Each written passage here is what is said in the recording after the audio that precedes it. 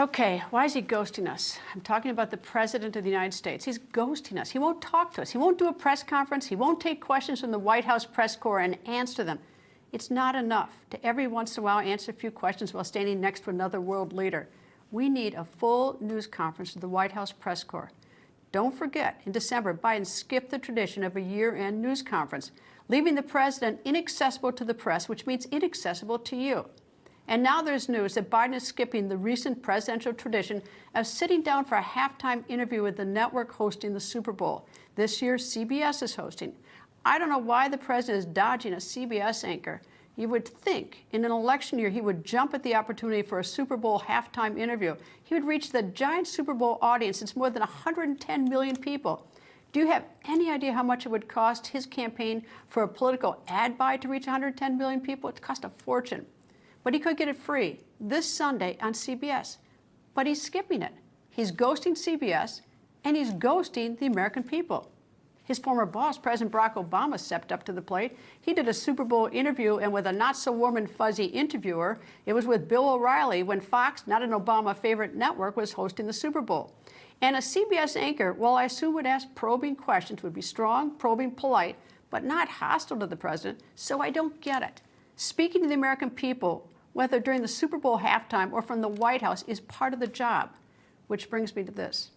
On Friday, after the dignified transfer of remains of the 3 Americans killed in Jordan, where the president's commander-in-chief represent the nation, and after the retaliatory military strike against those responsible for killing our troops began, the White House issued a written statement. Really? A written statement? That's all? That's all we got? That's all the Americans got was a written statement? We're spending tens of billions of dollars in seeking retaliation and putting our military at risk, and we get a lousy written statement from the White House? I don't understand. At such an important time, why didn't President Biden speak to us? I don't even know if he read the statement before it went out, or if it just comes out of the White House comms office. All I know is that it got released like the White House was announcing an appointment of some low-level government official whose name we never heard of for some job in the federal government we've never heard of.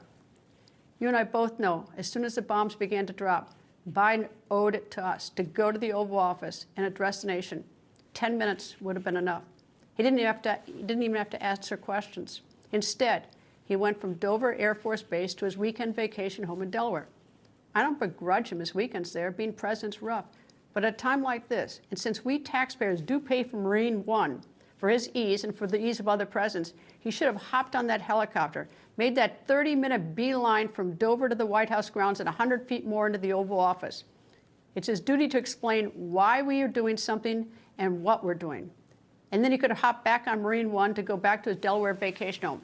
But instead, he chose to ghost us at a time when this globe is so destabilized and our cities are struggling with issues of how to address the migrant crisis. He just won't talk to us.